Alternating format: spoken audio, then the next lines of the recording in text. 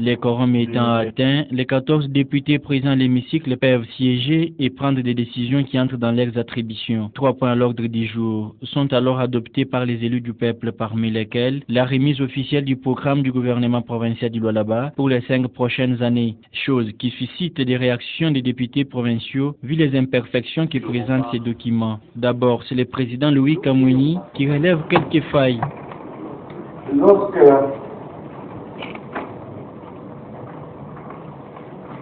vous prenez le plan d'action prioritaire du plan quinquennal, donnez-moi une petite minute que je vois à quelle page. Vous verrez par exemple que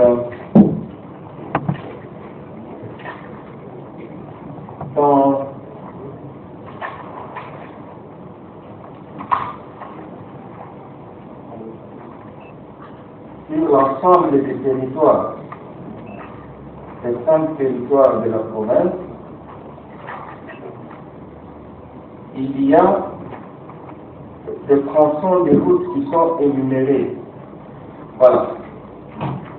Nous sommes à la page 15 du petit bouquin, pas du plan lui-même. Sous-programme 3.4.1.1, l'accessibilité des routes de desserte agricole. 1302 km. 30 routes. Quand vous prenez, moi je suis de ce territoire-là le tout premier, on parle de réhabiliter la RDA Guilolo-Poste de Sakambundi, 32 km. C'est plutôt 18 km. Donc ces excédents-là, il faut les corriger. Et nous qui savons, qui connaissons plutôt nos circonscriptions, et nous qui avons parcouru les distances, pour les amis de la ville de Colombie, si on dit que la route Tamina-Tapata a une longueur de 20 km, ils vont corriger pour dire que c'est seulement 15 km. Donc, dans l'ensemble de tous les travaux qui nous ont été présentés, il y a des intersections de ces genres. Nous sommes donc obligés de remettre les choses sur les rails. La conséquence, c'est laquelle? La conséquence, c'est que nous risquons, le gouvernement provincial risque de se donner, pas à volonté, mais plutôt par inadvertance, un surplus de crédit. Puis est venu le tour de Patrick André Thierry Kakwata, qui s'est exprimé en ces termes. Vous nous donnez le projet, comme vous le dites, le projet quinquennal du gouvernement. Certes, vrai, nous devons avoir 48 heures, 72 heures, même 86 heures pour que nous puissions lire ce projet. Mais à ma connaissance, comme j'ai dit que j'intervenais par motion de procédure, c'est que le gouvernement devait d'abord venir défendre ce projet. Pour que nous puissions l'avoir maintenant officiellement, que le gouvernement défende son projet quinquennal. Tout ce que vous avez relevé là, les 32 km de Dilolo qui devaient être 18, ce sont des questions, nous, en tant que parlementaires, on devait poser au gouvernement. Pourquoi avez-vous écrit ici 32 au lieu de 18, parce que le tronçon là est 18? Le gouvernement peut peut-être nous justifier que le 32, je ne m'arrêtais pas seulement au tronçon qui a mis de tel territoire à tel, mais peut-être j'entrais encore à l'intérieur. Là, c'est le gouvernement qui doit se justifier pourquoi il a mis les 32. Comme ça nous permettra que quand le gouvernement part, parce qu'il y aura des questions que nous aurons à poser à ce gouvernement, qui viendra par après nous répondre sur cette question et qui permettra que nous puissions maintenant adopter un bon projet et investir ce gouvernement. À ce jour, ceux qui travaillent sont démissionnaires. Nous n'avons que le gouverneur et vice-gouverneur qui ont été investis par le président de la République. Les membres du gouvernement, ce sont des membres du gouvernement démissionnaires. Nous avons travaillé ceci pour remettre à quel gouvernement? Je crois que ce que vous deviez nous dire, honorable président, ce jour, c'était de nous dire, nous prenons ce projet, que nous puissions lire à tel jour nous allons appeler le gouverneur avec son gouvernement, que nous allons écouter, que le gouverneur nous fasse maintenant, qu'il fasse la défense de son projet, que nous allons maintenant adopter pour maintenant entrer à l'intérieur. Donc je l'ai dit, honorable président, c'était une motion de procédure que vous pouvez corriger quand vous êtes vous-même vous avez la police de débat. Merci, président. Merci, honorable. D'autres députés provinciaux emboîtent les pas. Réfléchissons autrement. On a déjà nommé des premiers ministres. Ilonga Kamba. Mais il travaille, il prépare les projets de budget avec le gouvernement démissionnaire. Et ça va passer à l'Assemblée nationale. Les gouvernements que nous allons investir, c'est un gouvernement qui va être constitué de technocrates. À mon avis, très humble avis, nous allons attendre de ces gouvernements un travail. Et ce travail commence par la conception et la défense d'un projet qui va être considéré comme plan quinquennal ou autre. Quel sera le rôle des gens qui vont être nommés demain, qui n'auront pas participé, qui n'auront pas défendu, qui n'auront pas maîtrisé les contenus de ce plan quinquennal? On va nous présenter des marionnettes de gens qui seront dictés à faire un travail pour lequel ils n'ont pas participé. Le président de l'Assemblée provinciale n'a pas tardé à réagir face à toutes ces inquiétudes. N'oublions pas que c'est la deuxième législature où il n'y a que 4 anciens. Donc il était tout à fait normal que de manière pédagogique, j'explique ce qui va être fait. Sinon, la procédure, c'est celle-là telle que je l'ai dit. Et c'est ce que nous allons faire.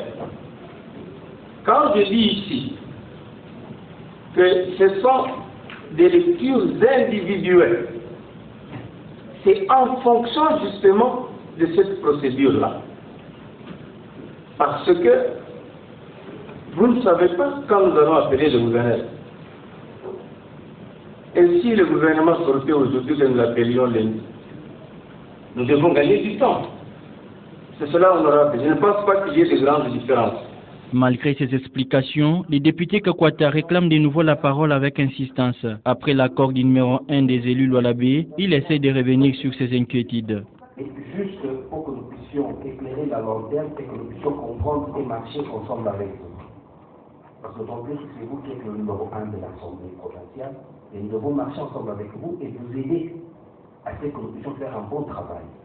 Et de veille, c'est qu'il faudrait que nous puissions faire des choses très bien dans l'art. Et c'est ce que nous sommes en train de faire. Président, nous pouvons peut-être, comme vous avez dit, à l'ordre du jour, quand vous nous remettez le plan quinquennal, vous pouvez peut-être même changer et que vous nous donniez une documentation, que nous puissions nous préparer sur cette documentation, parce que intérimer que c'est le plan quinquennal, étant donné de ce qu'on vient de relever, c'est écrit ici Sophie Moukembe, commissaire général du gouvernement. Avant qu'on nous dise que le gouverneur a déjà nommé, a déjà fait sortir son gouvernement et que Mme Sophie Moukembe est commissaire général. Parce que c'est quand même un document officiel que nous allons nous remettre. Si nous le prenons comme plan quinquennal, donc officiellement, nous venons de confirmer Mme Sophie en tant que commissaire général, ce n'est pas nous qui nommons, c'est le gouverneur qui nomme. Donc dans l'art de bien faire, nous préférons que nous puissions peut-être même changer au niveau de l'ordre du jour, comme vous dites par rapport au temps, que c'est une documentation que nous avons remis aux députés pour prendre connaissance, mais officiellement, comme je l'ai dit que j'avais intervenu par motion de procédure, officiellement, nous ne pouvons avoir le plan quinquennal que quand nous verrons monsieur le gouverneur debout ici, nous lire ce plan. C'est à ce moment-là que nous on se dit, maintenant, il y a un plan qui est arrivé officiellement, le gouverneur l'a lu. Mais comme en amont, on sait nous donner un document, une documentation pour lire, Que comme ça, ce jour-là, nous serons bien outillés pour comprendre, monsieur le gouverneur, pour nous préparer à des questions que nous pouvons poser. C'est ce que j'ai dit, que c'était que nous prenions le document pour juste lire et attendre que le jour où monsieur le gouverneur viendra avec son gouvernement lors de l'investiture, parce que c'est comme ça que ça se fait, à moins que peut-être les us et coutumes, ici à l'Assemblée provinciale, sont tout à fait différentes des us et coutumes parlementaires. Moi, c'est que je sais, le Premier ministre vient avec son programme, son plan d'action, parce que nous, on n'investit pas le gouvernement, ce n'est pas nous qui nommons, nous investissons un programme qui va nous dire, voici ce que je ferai pendant 5 ans, voici et tout, voici, et chacun des députés, tel qu'il a été élu dans sa circonscription, défend sa circonscription par rapport au plan qui lui sera remis pour que sa circonscription puisse se retrouver. Mais tandis que ici, vous nous avez remis, moi je considère que c'est une documentation que je puisse lire, qui par rappel, même quand le gouverneur aura à mettre son gouvernement, pour que ça puisse aussi faire la beauté, il serait souhaitable que ces ministres-là puissent s'approprier de ce document. Parce qu'il ne faudrait pas qu'on puisse voir comme si c'était des gens qui, quelqu'un d'autre a travaillé, et ceux-là qui viennent, on commence à les imposer comme des petits enfants, comme s'ils n'ont pas étudié. Ils ont quand même aussi étudié, ils ont des diplômes, qui puissent s'approprier de ce document, et c'est question d'imprimer, on change dans ce qu'écrit Sophie Mouquet, mais s'ils se disent qu'ils n'ont plus de temps, on met maintenant le nouveau ministre là du budget, au commissaire du budget, on met son nom là-bas, on nous donne ce document. C'est de cette manière-là, ça c'est de un, monsieur le Président, et puis de deux, c'est qu'il faudrait aussi noter, quand vous dites par rapport au temps, on a été élu par cette population pour venir travailler 24 heures sur 24. Parce qu'il y a quand même des émoluments qu'on nous donne. Nous devons les justifier. S'il faudrait que nous puissions commencer un débat et terminer demain à 5 heures du matin, nous devons le faire. On a eu à le faire à Kinshasa, on a eu à faire tout cela. Je ne vois pas les députés ici dire que nous n'allons pas travailler parce que par rapport au temps. C'est pour cela qu'on nous a élus. Alors, monsieur le Président, par rapport au facteur temps, nous sommes disposés à travailler d'arrache-pied pour donner à la province du Lualaba ce que la province du Lualaba veut et que la population se rende compte que réellement elle a fait un bon choix d'élire des députés qui sont prêts à travailler jour et nuit pour leur bonheur.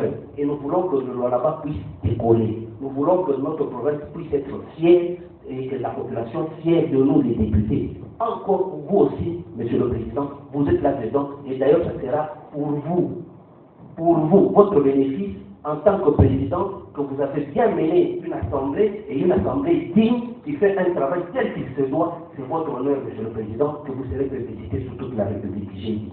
Merci. Après d'autres interventions, la conclusion a été trouvée à cette problématique à la satisfaction de tous. Je veux demander qu'on ne parle pas du plan quinquennal comme l'honorable vient de dire, qu'on parle d'un document.